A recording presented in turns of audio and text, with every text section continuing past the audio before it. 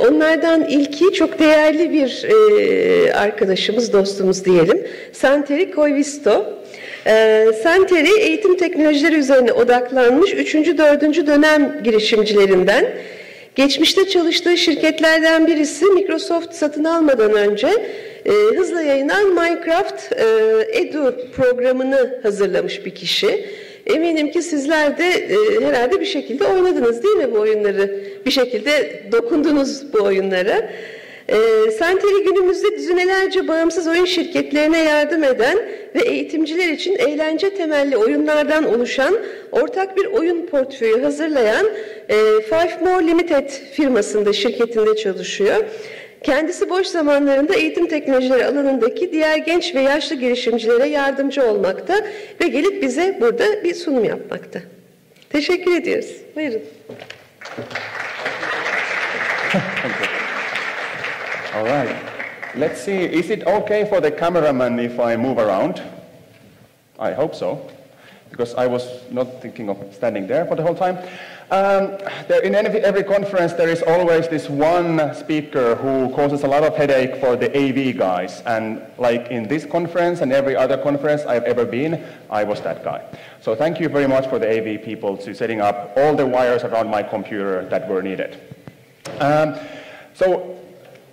Welcome for about 1 hour of talking about video games in more of a social impact and education context. So my background is in teaching, so that's what I know best. So I was about to share like all the information that I've gathered during the about 10 years that I've been in this business. To be honest, I haven't done a single day of honest work in my life. What that means is that I'm a fully qualified teacher. I did my master's in education, but before I was able to get into a classroom, I already started with playing games with a class when I was a substitute teacher, and then that led me here. Now, I thank you a lot for the opening remarks, because there was so many important issues that were already taken care of and were discussed there, and now I can basically go deeper with those, and I think they connect very well for what I'm about to say. Now, let's start from sort of an opening statement, and I claim that video games are the most potent learning media available today. And there will be a lot of research and a lot of why that will follow up in this presentation. Now, but another one is that if you think that you just take your students or you take your child and you drop them into a game and they learn a lot and the potential comes through, you are very much mistaken. So games work best when there is an educator, where there is a parent who facilitates and is interested in what the kid is doing in the game. So only through this we can actually redeem the potential that games have. I would like to know how many educators we have in the audience. Educators. Okay, academics. Okay, and then we have other people like policymakers and just people that are generally interested. Okay, so what I was going to cover, and what I'm going to cover during this about 50 minutes, and then I'm also going to leave you some space for questions. My story, my personal story, what led me here. Then also the Minecraft EDU story. And why Minecraft EDU story I think it might be interesting to you is that, or interesting anyone who is actually considering in entering this game space, it's definitely in education, or who is interested in using games in their classroom, is that Minecraft EDU is probably the first and only game, especially from the entertainment point of view, that has created a big splash in the education.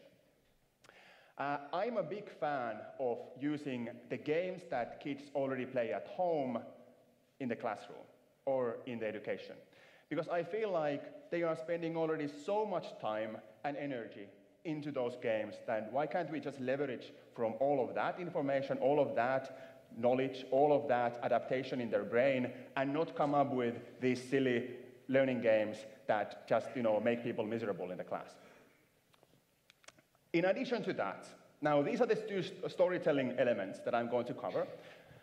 Then I'm going to tell you what we learned during that journey, What we did differently with Minecraft EDU, so especially for the ones that are now looking into implementing games into their class, or maybe building a game, maybe considering building an educational game, I would say that this is the most important part for you. And then, of course, for the educators, what, when, and how I should be using or starting to use games. Some very practical, but also some very high-level examples. And then what my company is doing now, just to give you, I don't want to advertise what we are doing to anyone, especially in a conference like this. But what we are doing is basically the pinnacle of our thinking, that how we think that this stuff should work. Because games are not really very well used in the classroom nowadays. So what are we doing in order to make that finally break through? And then ultimately, of course, especially for the researchers, why should anyone care? And what's the impact?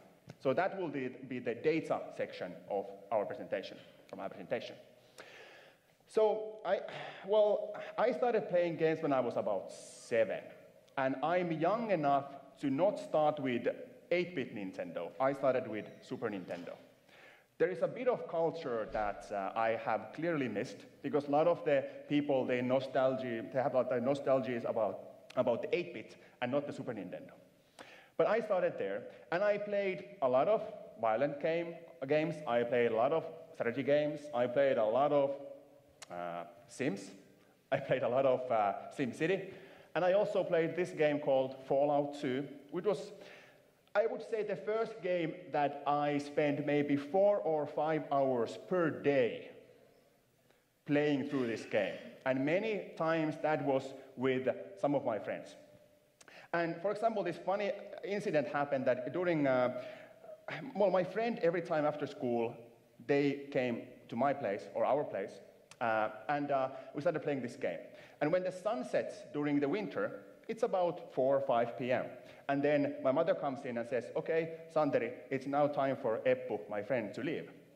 But then I was like, Mom, it's only 4:30. We can play for a couple more hours. And then it was maybe 3 months, and it was already getting close to summer. And now during summer, sun almost never sets. And then the sun was going down, my mother once more came into the room, and now it's time for Eppu to leave. And I was like, Mom, it's only 5 p.m. The sun is just setting. Well, it's 11, and now it's really time for Eppu to leave. Well, but really, a lot of times my relatives came to the room, and they were like, okay, this boy is never going to become anything because he's only playing those stupid games. And I have to say that after this 25-year journey, from this time, I have now proven my family and my relatives to be wrong about me. But sort of a word of warning. Now, 25 years ago, or let's say 20 years ago, when I was still in the sort of a lower basic school in Finland, we didn't really have internet education. We didn't have like media literate teachers. We had a computer class where we installed Counter-Strike 1.4, and we started playing that. We were able to hack the classroom, put games there, and started playing every break, every recess, and every evening at school. But really, we did typing and other productive stuff. But then there were pages. I don't know if you know some of these pages, but for example, there was an online page called rotten.com. And it had really seriously troubling stuff. People being murdered, people being driven over by trucks, and just a picture of that person there. And some of that stuff has haunted me, for probably 10 years. And I think I should have had an educator or a parent that would have understood internet, what type of stuff is there, what should you go to, what you should not go to, already back then.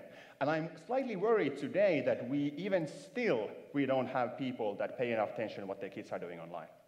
And my own experience is being a pretty resilient person. I mean, some of the things that I saw, I probably were able to sort of put behind me around when I was 20. But touching that Minecraft video thing as well, not only my own experience as a gamer, but I hope those experiences also give you an idea of, okay, how games impacted me, and like in a positive way, although I was a very big gamer. Now, in terms of Minecraft video and how Minecraft went to the classroom, what happened was that I think it was the second year of university. And we had our first longer training at a school. Well, I asked the teacher that, can I use this game with the class? And the teacher said, okay, I don't know what that is, so why don't you go ahead if it's safe and if it's okay. And everybody in the class got excited. This was 2010, and Minecraft was really small back then. It wasn't 100 million players. It was 100,000 players. And something that surprised me was that the teachers came behind me and they were looking at, okay, so what is this game? Can we use this tool as well? And then inside my head, I was like, maybe this could become a business, because not only the students get it, but also the teachers get it. Then I sent an email to Sweden for the original creators of Minecraft and asked that, can my small company here in Finland be the representative for Minecraft in Finland?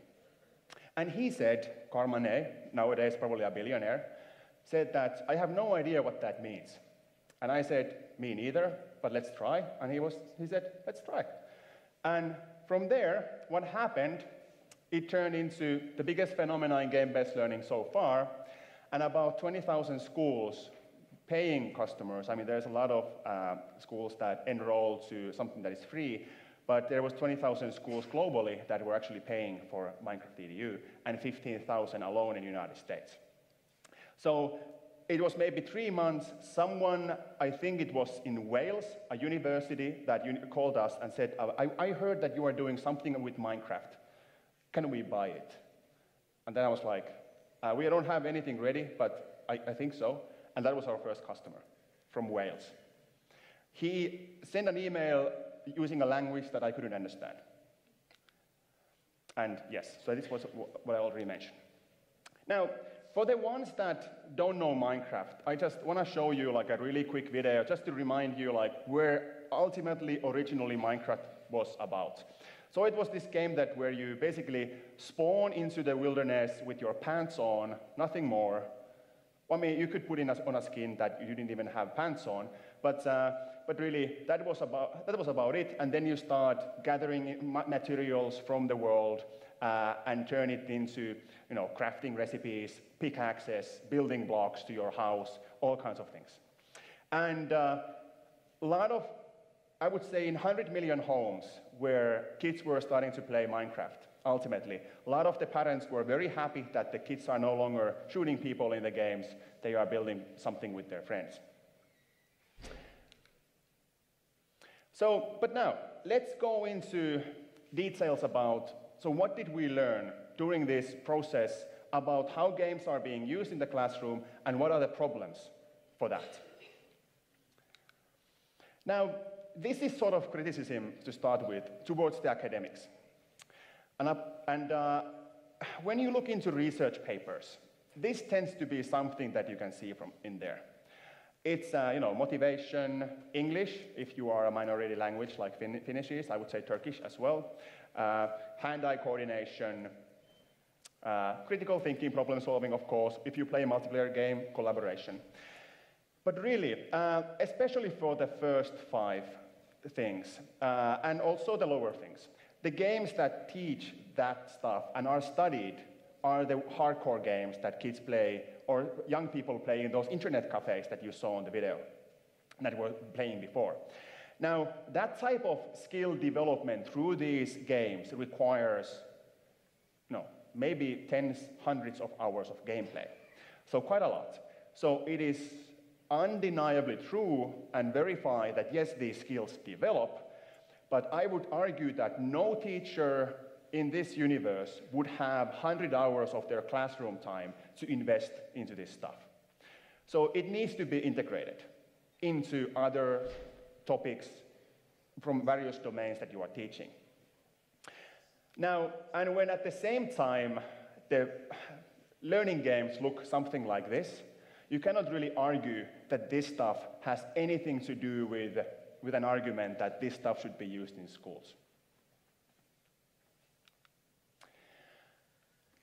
But now, also, interesting thing that we learned was that when you bring that research element and that skill development and all that into the classroom and into the teachers through a dashboard and do different, reporting mechanisms, we realized that teachers are not actually paying too much attention to this in the first place.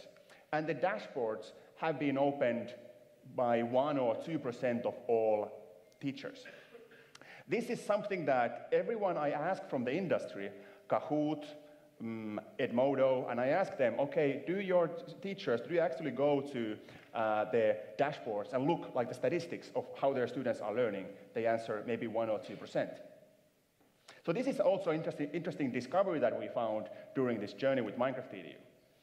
And also something that one of the biggest problems for it, definitely for the learning games, is that the business is very, very hard for learning games. Because the expectations for learning games or games in general, or for game media, is very high. So the production values of games that kids play at the internet cafe or at home are just beyond what anyone have seen in the school.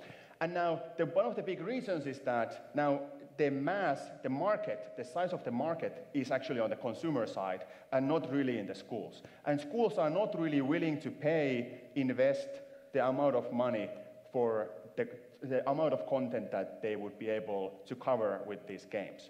So I would argue that anyone who is interested in creating learning games for schools, based on what we learned, I would argue that don't do it. Because the business is broken and the expectations are so far from the realities of what you can actually make from your IP. And, you know, as a sort of a comparison, this was the learning game, and, you know, this is something that every single kid plays every single day, pretty much. So it's hard to show this to someone who is used to playing this stuff. Now, I would say one of the last and maybe the most critical thing that we learned about teachers, and, you know, sort of the readiness to use games. And of course, this is not a sort of a criticism, because this is a new media. Not many people that, you know, are maybe 10 or 20 years older than I am have ever been really interested in playing games. So if you are not a gamer, then typically you have sort of a low media literacy when it comes to games. And now, one of the ways that I've been trying to verify this all around the world, I've been showing this following video about one of the most powerful learning games that have been very well tested to audiences around the world, and asking you guys what this game is teaching. Now, I would like to ask that from you. If you have any ideas what this game is teaching, I would like to hear that from you. And you can just shout whenever something comes to your mind. Did you know that? From playing this game before, or? Okay. Well, that was a very, very well-educated answer. To be honest, I haven't heard anybody ever, the first thing that they say is that it teaches fractions. What happens on the screen, typical replies would be, it teaches gravity, okay? It teaches problem solving. I would say that yes, both of those things are there, but this is not very efficient for teaching something like, let's say, gravity or problem solving, because there are games that are much better at teaching physics. There are much better games teaching, problem solving. So this is a fractions game. And where you started was basically understanding, recognizing how different shapes match each other. And then slowly you move to splitting shapes. You try to make comparisons where this shape needs to be this size, and then you split them. And I have some interesting data to back this game up that has been done, and I'm going to share you at the very, very end. But just giving you an idea that if I've asked this question from, I would say, 2,000 people like this in an audience, I've heard math 2 times and fractions the first time here. So that tells that the overall media literature when it comes to games tends to be low, not only teachers, but everywhere in the world. And now, when, let's say, a teacher goes to an app store and looks quickly for, like, what game do I want to teach and use for my class, and, okay, you have maybe the 5 minutes before your next class, and, okay, this comes up. And during the first 2 minutes of gameplay, it is not 100% clear that this is the best math game ever. Why do you use it? I mean, nobody would use it. And basically, because of that, this type of content tends to be left on the shelves at App Store. So, based on what we discovered in terms of the business, teacher behavior, media literature, was this. Based on this, what we basically did differently. So, this is now a view from Minecraft EDU. So our decision was to keep the gameplay experience. So this was adapted from the original Minecraft. Keep the gameplay experience as untouched as possible, so no student would come to us and say, this stinks like school. You have ruined my favorite game. That was the ultimate no, we don't want to do that. What we basically did was that we implemented certain tools for the teacher. For example, where you can stop the students from doing anything. Basically a free students button. And we put them easy to use features like how you spin up a server.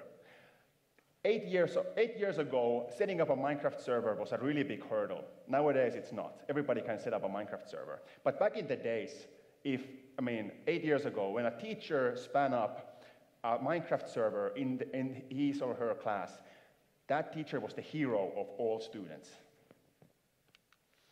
So very quick summary of how Minecraft EDU was different from a lot of the other gaming content out there. It was an entertainment game that was adjusted for education without making it stink like school. That's very important. So the gameplay and the game mechanics of the game were untouched. And what's important here is that whenever we are looking into games, game IPs that we want to work with and bring to schools, the important factor is that the game mechanics inside the game, whether that's city building, shooting rockets to space, building Minecraft buildings, whatever, it needs to connect to the curriculum or to the topics and the goals that we want to achieve in the class. Now, what I don't like as a design, just putting it out there, is that there is a game you play and all of a sudden there's a multiple choice question that is completely irrelevant from what you are playing. It might be relevant for what you are teaching, but really the game is completely disconnected from everything what you are trying to do. And now, from my philosophy is that we don't even need gamification. We don't need points, because points just lead to motivation turn from wanting to learn to wanting to collect points. We want to make mechanics and game experiences that are exciting by themselves, so you don't need extra points or anything else on top of that. And the game mechanics are the tools, the mechanics that are inside the game that the student is performing all the time, over and over again, and those are the ones that develop the skills or provide the information that you want to teach for your students. And yes, we didn't have a dashboard because we realized that no one will ever look at it. But now, something that every educational game company or edtech company or anything that wants to be successful in the classroom or schools and within the teacher needs a community. So the best reference or the best referral to something that anyone can get is a teacher recommending something to another teacher, because then it's guaranteed that it can work in your class. And then you always have that peer support, that teacher next to you that can help you, you can ask questions from when you run into trouble. And I think this is something that over and over again, it is something that we need to really nurture to make teachers feel comfortable, first of all, using it in their class, but then recommending it to others.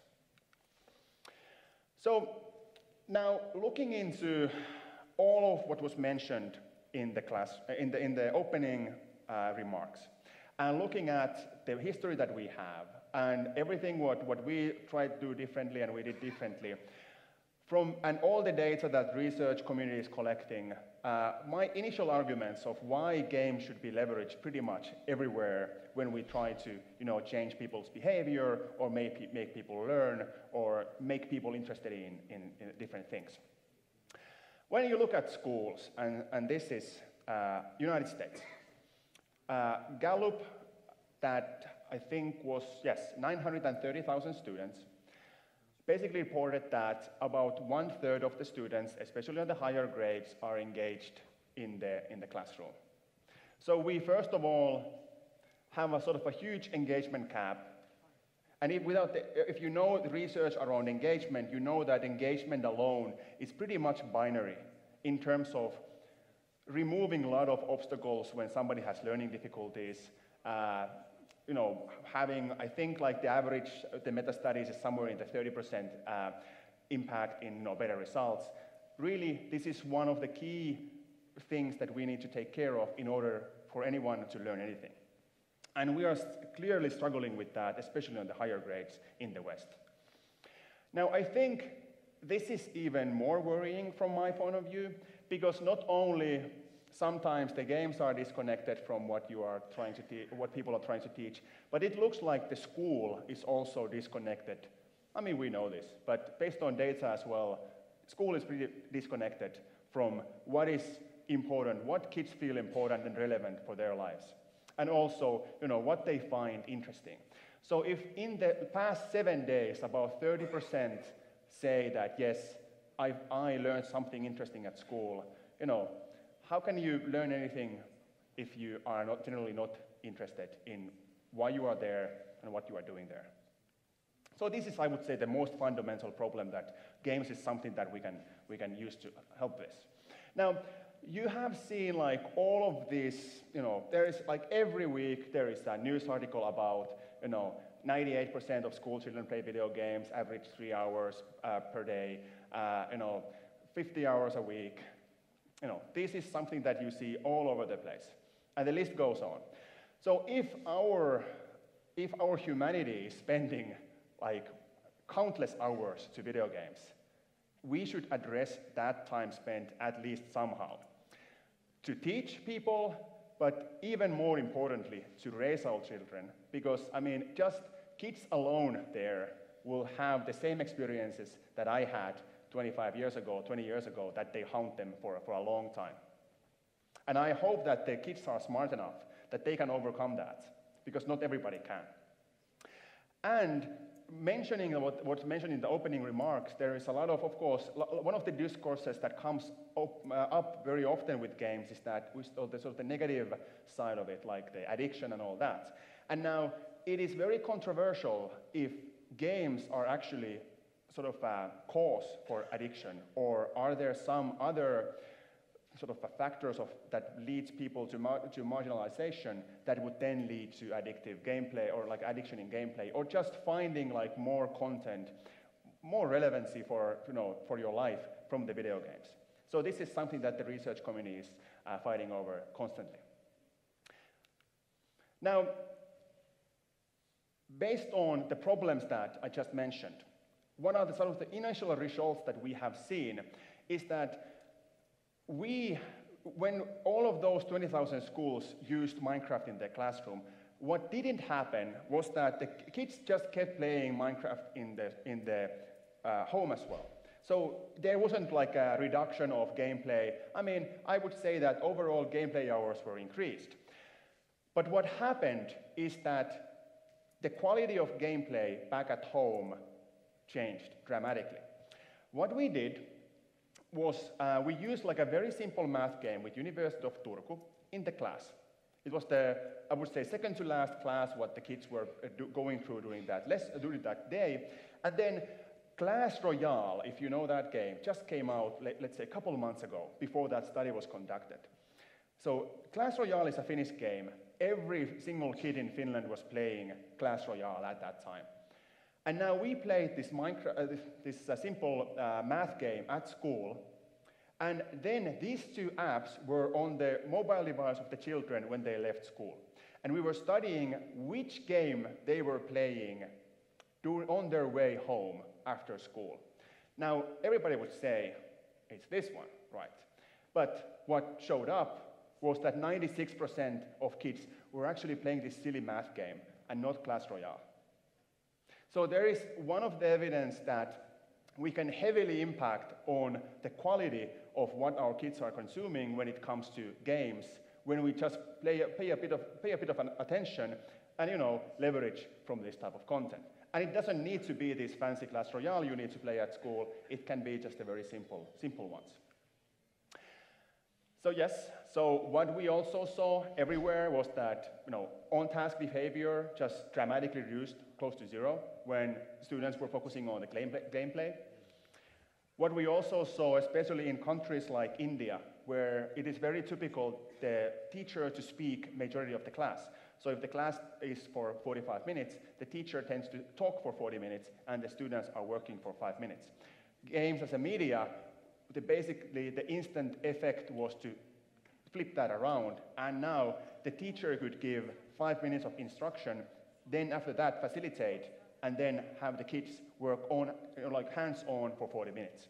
And that, of course, if you look at any type of learning theory ever created with, social constructivism, or, by listening you learn this much, and if you teach others, you learn this much. Like any theory you compare to this data basically guarantees that you are doubling or even more your learning results, even when you add in the engagement factor that we saw as well. So yes, so this is obvious. So this is something that I would even more put emphasis on this rather than the learning part. So even the media skills part is enough for me from all the phenomena that I see that school should at least somehow, and the parents should at least somehow pay attention and be participant in what the kids are doing in games. And another thing is that if you want to teach someone to be a digital citizen, there is not really a way around than to do it in a digital environment. So if you read about being a digital citizen, I argue that it's not effective as somebody burning somebody else's house in Minecraft. One is laughing, one is crying in the class. Now it's your time as an educator, press stop, and then have the conversation how virtual world and physical world are the same, and how things that you do in the physical world should not be done in the virtual world, and vice versa. So now, let's see how much time we have. We have plenty of time. Now, this is more for the educators. Based on all the data, all the our own experiences, all what we tried to do differently, and sometimes succeeded, sometimes we failed. Now would be the let's not invent the wheel again section of my presentation, where I try to go back to the classroom myself and give you ideas of what we have been doing in the class and what some of the most successful teachers that we have seen doing things, what they have done.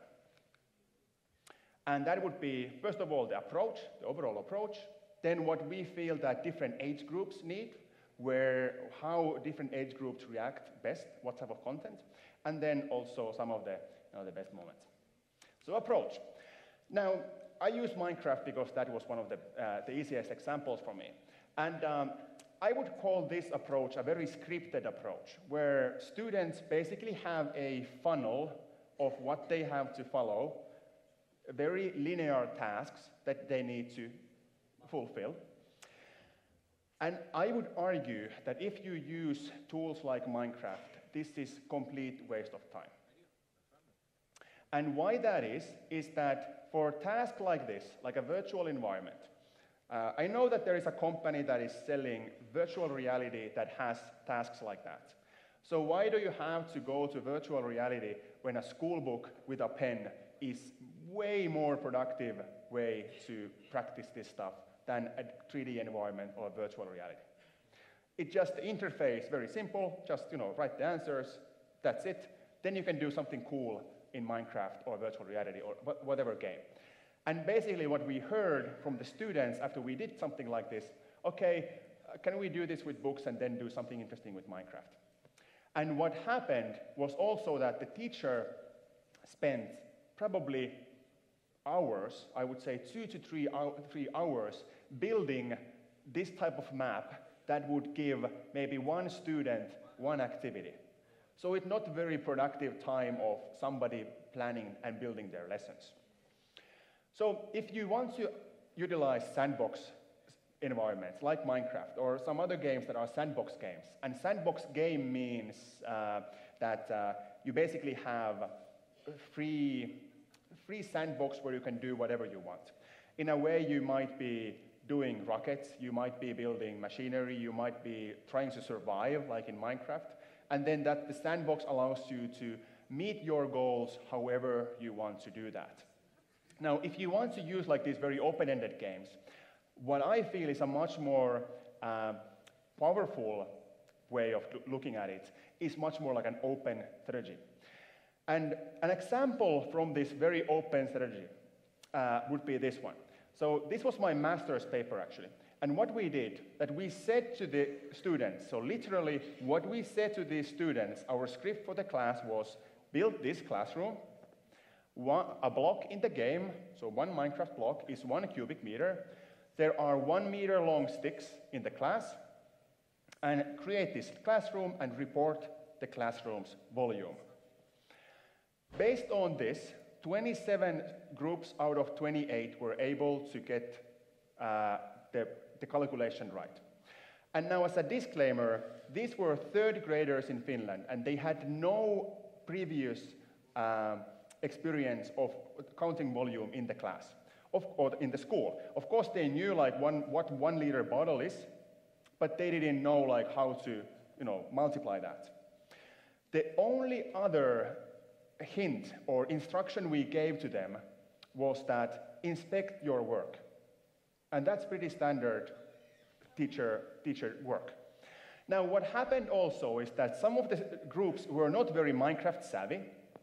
So those groups, they were able to build the shape, maybe the windows, and calculate the volume.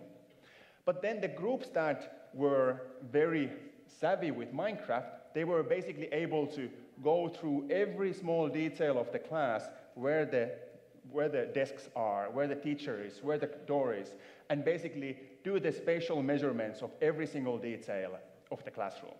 So games, especially like these sandbox-style games, tend to also differentiate very well when it comes to students that are different level. So looking at the age groups. Now, I don't want to only bash educational games like this one. And I think they have their place. And their place would be somewhere in that ballpark, that age. I would argue that using this type of content, this style of content, let's take the math out and put something else in, would be sort of underestimating the children beyond this age range. Now, what's important for this age range, of course, it's to build skills like just like an on-task, increase the on-task time. So try to make them a bit more, what would be a good word? Concentrated on the task. So maybe that 10 minutes more. So they slowly learn to, pay more attention and be more focused. But what it means is that it would create, like this type of games create a very shallow engagement. What it means is that it will generate engagement that would last for that 45 minutes. It might affect them to go and then play this game at home as well. That would be very ideal, and it looks like that would happen. But really, the biggest importance of this type of content is to practice a bit more and spend a bit more time on doing tasks like this. So very sort of a shallow thing, but works very well for a very short duration of time. But now when you go to a step higher, and this is not exact, it's like giving you a ballpark idea of what that age range might be. So 8 to 12 tend to be most keen on playing. So whatever game is very sort of a playful and sort of gameful, I don't know if that's a word, but basically the gameplay aspect alone is something that is very engaging for this age range. But now, also here, but most importantly here, something that becomes much more important is that the stuff that you do in the game becomes very powerful learning experience for a lot of the students. And what it typically leads into is that they go home and they follow and they look into Wikipedia about the same topics that you were just covering inside that game. So now this might slowly lead to them getting them more interested into physics, maybe STEM, maybe math, maybe like a social sciences, who knows what. So actually the gaming experiences at this age range can already lead to pretty long-term goals that, that might lead to a career or something like that. So now in here, what becomes more important is that you are not only trying to get students be concentrated for 45 minutes, but really what are they doing when they go home and what type of interests they are starting to develop, and how those interests then come back to your classroom and how can you leverage from those. And now this type of deep engagement becomes even more important when you go into higher grades. And now the higher grades, what we have learned is that they expect very clear connection between what we are doing in the class and what we are supposed to do in the school and what we are doing in the game. What this means is, if you are playing some silly game that the connection is not clear, instantly clear for the student that, okay, we are playing this because we want to learn physics, because I'm now using my Newton's second law to make better rockets. It may be like, we are not interested because we know we should be practicing to our matriculation test. Why are we spending and wasting time on playing these silly games? So the connection needs to be very strong. But now in here, ultimately, some of these experiences might lead to someone's sort of a self-image of how good of a physics student I am to change dramatically. And then the career or whatever they are going to do in their life, what type of university degree they might select, will become much more relevant. And I also have some data to back that up, which I'm going to show you at the very end. So my deep engagement comment is there. So now using the same picture and giving you some of the best places and moments where I think that games have most power. And now this would be more on the entertainment side games where you are using the entertainment titles, maybe adjusted or not, in your classroom. Or some other very high quality gaming experiences in the class. Now, one of the best places to use games to start with is demonstrations. And what I mean with demonstrations is that, let's say there is a news article about SpaceX or NASA. And the students, of course, are very curious about space. I mean, most of them are, and some of them are not, and then they should be, because that's probably where humanity is going in the near future, or at least in the midterm future. Now, in terms of demonstrations, something like how rockets fly, how orbital mechanics work, is really hard to conduct in the classroom, let's say with videos or with books. But now games allow you to, for example, build different types of rockets that, if you don't know anything about physics, the rockets will probably fail. You will fail 25 times, become very frustrated, and then you go back to the school book, you look into how Newton's laws work, you go to SpaceX site, you look at what type of thrust to weight ratio they are using in order to get to the orbit. And then you can go back with all of that information you just learned back to your drawing board with the rockets and actually make rockets that work. So they can, first of all, you can demonstrate something as complex as that, but also the students can instantly apply what they learned from the other media and put it back into the game, and this very sort of a realistic demonstration, sort of a physics sandbox that allows them to practice and use that type of information. The game that I'm showing here is called Kerbal Space Program, if you want to check that out. I should definitely have it somewhere here. So another one is understanding complex things. Now, how can you teach how government works with the media that normal schools have at their disposal? Well, you can arrange students like that, and they can have like a conversation about, how the economy is doing and what type of changes we should be making. And it can be like this rhetorics and dialogue experiment. But now, for example, this game is called Democracy 3, is a very engineer way of looking into government. And every increment you are changing your taxation will have a chain reaction that will affect a lot of things in your nation.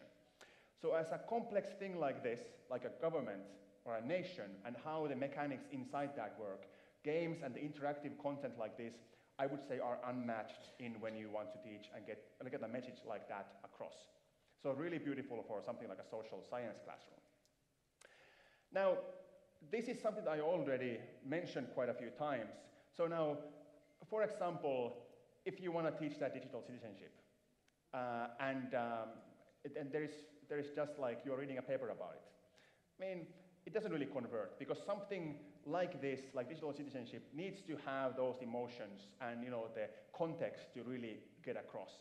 And something like the example that I mentioned, where somebody is burning somebody else's house in Minecraft, is an excellent way of describing what digital property, for example, means, and how you should not go in and ruin somebody or mess with somebody else's digital property, like you wouldn't do in the physical or the real life, so to speak.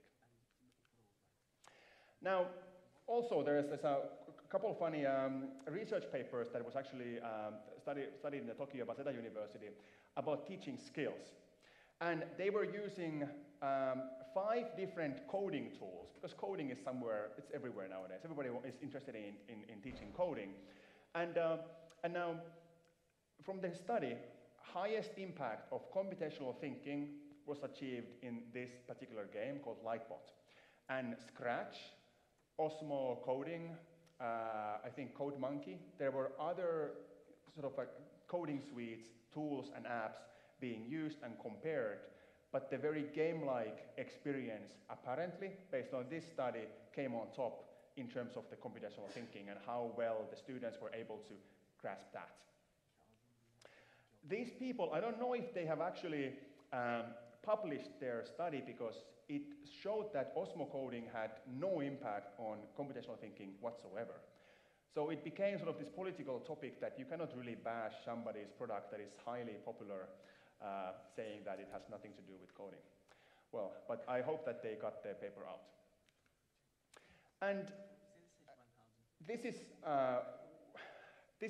slightly sort of now off. So probably you have already seen that my style of presentations are like this huge information dump of like bucket load of information on top of the audience. So now this is slightly off like the best uses, but this connects to the skills learning. And when it comes to current learning medias, a lot of the media is built like a tube. Like where you drop the students from the other side in and they come out from the other side and supposedly they have learned something. I would say a tube-like experience would be a page in a workbook. It might be a simple learning game that you play, or maybe a video. Like a video is like the most tubular thing that you can use in your classroom, of course. Now, this is how most of the learning experiences are designed. But if you look into the game side and skills development in general, what is really important is that when you do your script and you do your how you are going to run this class, it matters a lot if it's like 5 plus 3 equals question mark, which would be a very tubular, like a very linear experience. But it can be also equals 5. And now basically you know the answer, but everything how you're going to achieve that answer is up to you. And somebody who is good at addition, somebody who is good at multiplication, they can basically come up with their own answers. Now games are very much like this. And I think skills development when it comes to problem solving, collaboration, is all about leaving that process open, and the goal is clear. And now this is where the facilitation is very important. Now, as a teacher, you need to sort of set the stage on what are we going to teach and do during this game. So the game cannot be just like, hey, play the game, and that's it. It needs to be something where it is clear what the students are trying to pursue. And as a parent, you can also look into your child's game and see like, okay, why don't you try to achieve this? Sort of give the student and your child goals inside the game. So how the games teach skills then? Now, this would be the tabula rasa, nobody has touched, an empty lot where maybe the smart city Ankara will be built. Now, what happens is that maybe your task is to build 50,000 people city, or 500,000 if you go a bit more ambitious. That is cash flow positive, and it has the basic, people like to be there. Currently, they clearly don't like to be there, and there is 0 people anyways. Now, what happens in the gamer's head, and what is really the key to the skills development, is this. Now, the player is looking at, okay, where to build residential, where to build industry, how the traffic flow would work, where the services are. All of this is something that the student or the player can decide. And now, ultimately, for every student, this would look different. The city comes up, it is functional, it might not be functional, but for every student it's different. And definitely all of them have been thinking critically how they make the traffic flow work, where they put the roads, where they put different industries, so the industry pollution don't pollute the waters, and that the residential don't get bothered with the noise and things like that. And this game is called City Skylines, if you want to test it out. Okay, let me, I'm running sort of out of time, I skip that. I'm happy to tell a bit more about what we are doing, if you are interested in the game side. And we're happy to also, if you are interested in I will have my contact information at the end. If there's any game that you would like to try, for example, the ones that I showed you, we're happy to just hand it over to you, and you can try it out with your students maybe, or with your own children. So, I promised this as well, and now that I have about 10 minutes, I want to touch this topic because, of course, this is one of the most important ones and most interesting ones because data and numbers are something that everybody is interested in, at least all the mathematical people. So now, I argued during my examples that we can affect the attitudes and the interests of children. Now, I mentioned that the Kerbal Space Program was that rocket came. And we asked from 12,000 players and students about have they become more interested in science and space after playing Kerbal Space Program. Now, the results are pretty clear. So, apparently, if we want to increase the interest of our students and children to a certain topic, slightly academic, a gameplay and a game about that topic is a very good tool to do that. Now, very macro level problem that we are running out of creative professionals and scientists and developers. Now, do games have impact when it comes to career choices and what type of paths the students might be taking after school? Well, when we once more asked from those 12,000 players of Kerbal Space Programs and students, 2 out of 3 said that yes, they are. At least based on what the students say and the players say, this is something that we can also affect through games and game media. Or like the career and like how many people we have, a professional we have available when we want to pursue something like building a game industry. Now, then I showed you the math game, and of course the math game is interesting because I was arguing that it is a very powerful game, and this is sort of of course the learning results are the pinnacle of if games have anything to do with classrooms or not. So 3 hours of gameplay, pre-post test. Students on 3rd grade in the United States played this game for 3 hours without any other teaching in schools about fractions. And they were able to meet the average of 4th graders that were studying a year of fractions. So they basically, when it comes to fractions and about 12 different concepts of math, they were able to skip a year in 3 hours. I don't know if that means our educational system is very inefficient or that games are very potent, but either way, the learning results are undeniably there. And then, this is very relevant, but always one of my favorite topics that I always want to mention to people, is that now, unfortunately, this picture is like a sneak peek of a university researcher from Finland called Sirkku Kotilainen, but because I'm a taxpayer in Finland, I take the liberty of using her research data here. Now, what this shows is that basically 4 different areas, including Finland. And on the very left, you see the passive consumers of media, like Facebook, newspapers, things like that. On the second from the left, on the Finland side, that would be 59, are the ones that are having conversation in their internal circle about what happens on the media, and having discussions. 9 out of 100 in the middle are the ones that are taking part in public conversations. Then the 11 there they submit material by media, meaning like public Instagram, where they are clearly trying to pursue following, or maybe Twitter or something like that. Basically, there is a set media that they are, like a ready media that they are using to create something like content for that media. And now the 1 out of 100 is the people that are the creators, the YouTube video makers, bloggers, things like that. Now, if we want to turn a country like Finland into a creative hub, 1 out of 100 of creators is nowhere near enough.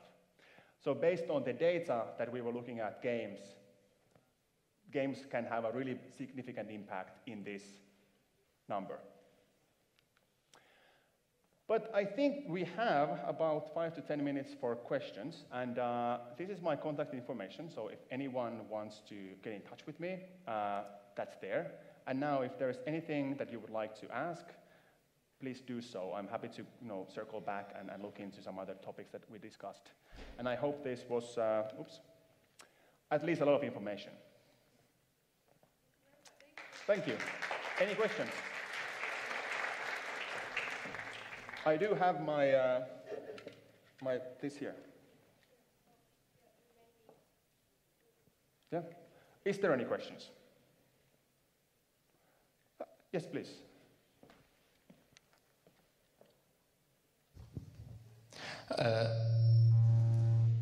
Oops. Can you hear, or I can speak first in English or then Turkish? Yeah, English is fine. First of all, thank you very much for your fantastic presentation. Thank you. I want to only add one thing. We have a technology trailer outside. Everyone who wants to play Minecraft EDU can visit the trailer outside. Thank you. Great, thank you very much. Thank you. Now in Turkish, dışarıda teknoloji tırımız var. Minecraft EDU oynamak isteyen herkesi oraya bekliyoruz. Orada farklı oyun alanları da var. Tercih edebilirsiniz. Teşekkürler. All right, thank you very much. Question? Okay.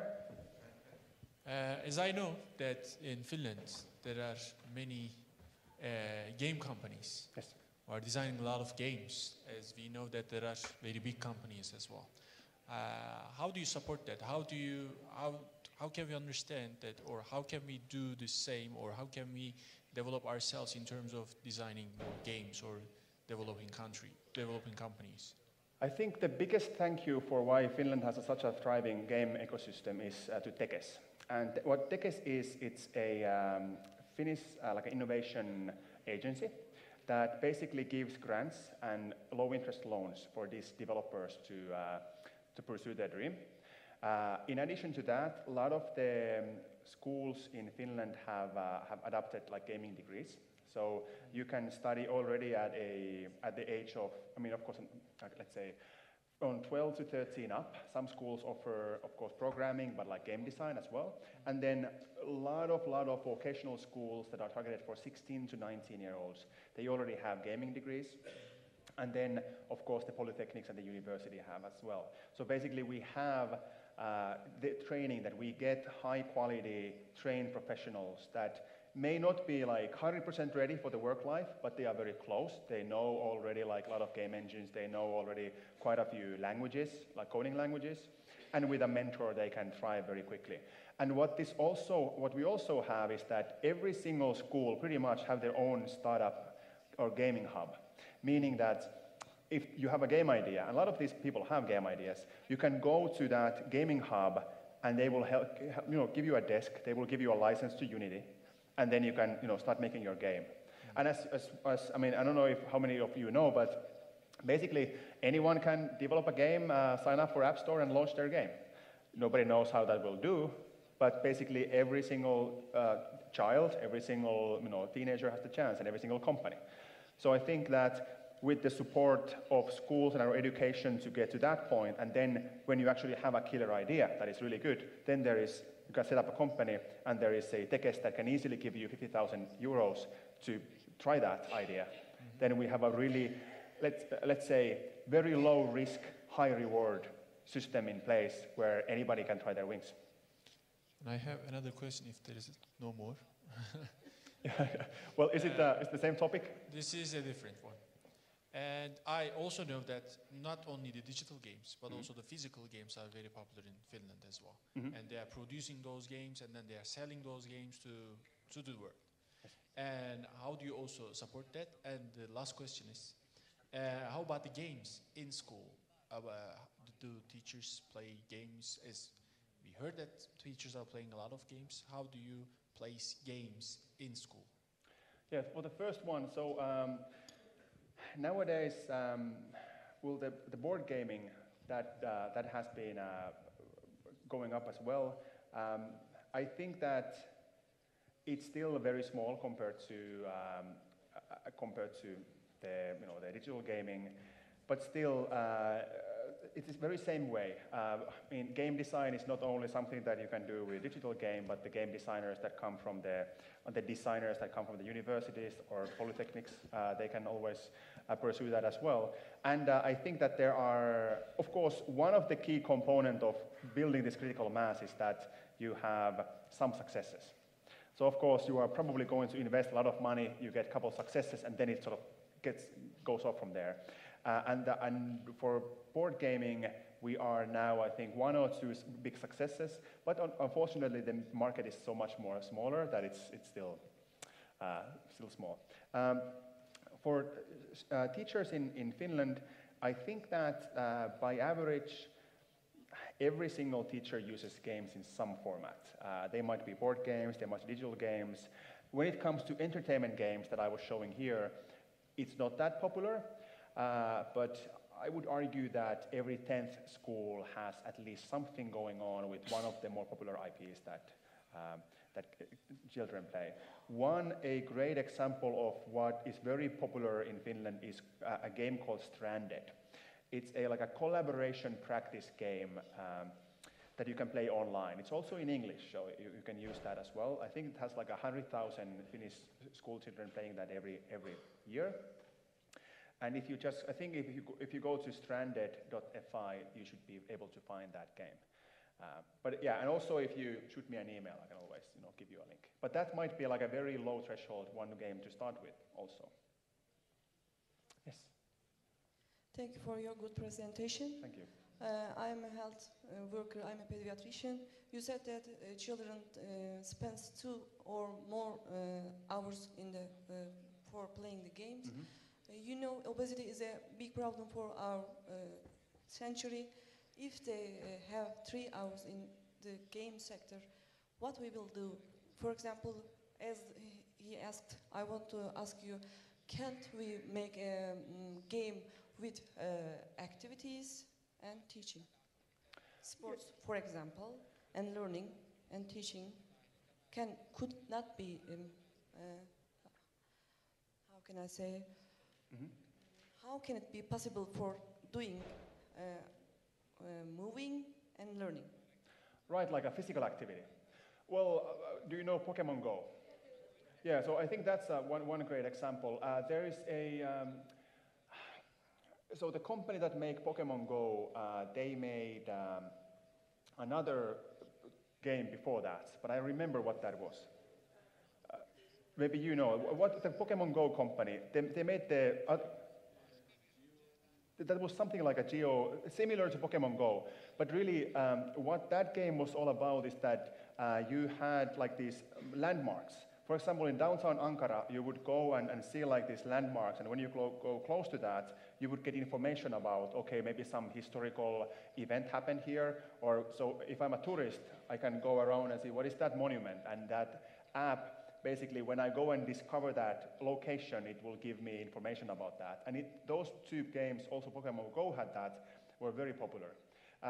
There are similar apps out there. One, if you are interested in this particular thing, there is a game called Seppo, like S-E-P-P-O, and I think it's like seppo.io. That is like a Pokemon Go where you can create like a curriculum or like activities for students to go around and then, similar to Pokemon Go.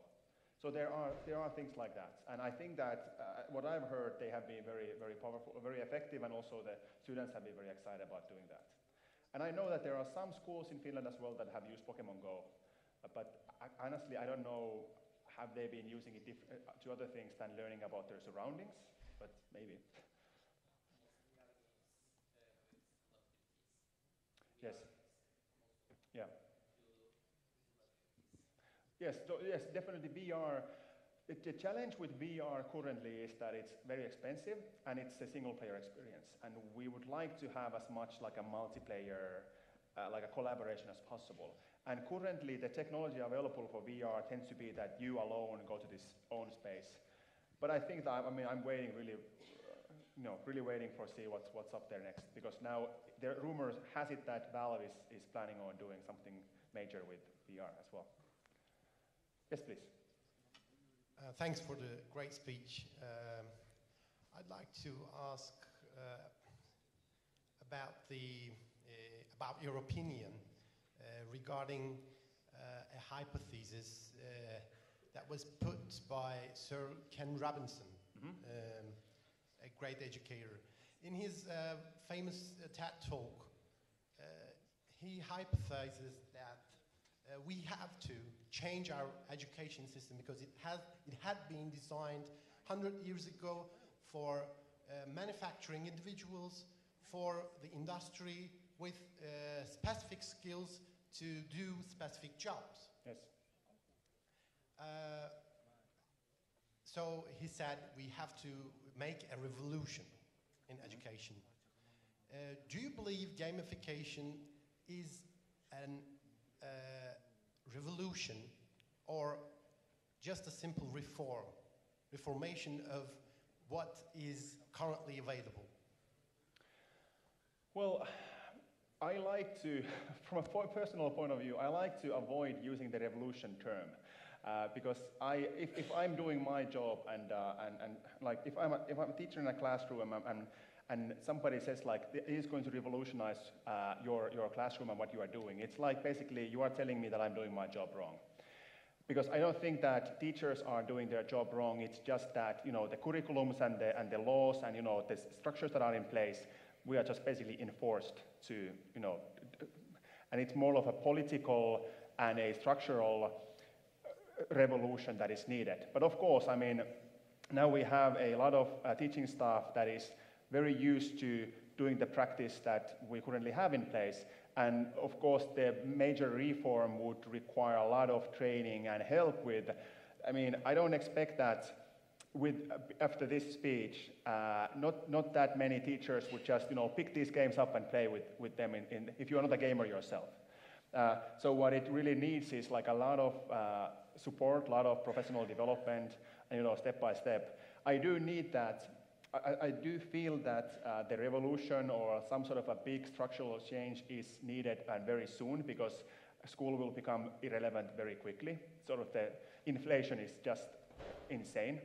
One of the best examples of that currently when we are hiring and recruiting people, we recruit people that are 18 and 19. They haven't even gone to polytechnics or university, and they are so skillful.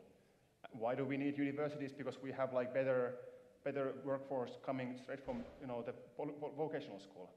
So I think that's one of the phenomena, sort of the bottom line phenomena that we see that are sort of this corrosion. And of course, it's up to our decision makers to make decisions that would allow pedagogies like this to go to the classroom and support the teachers to use that.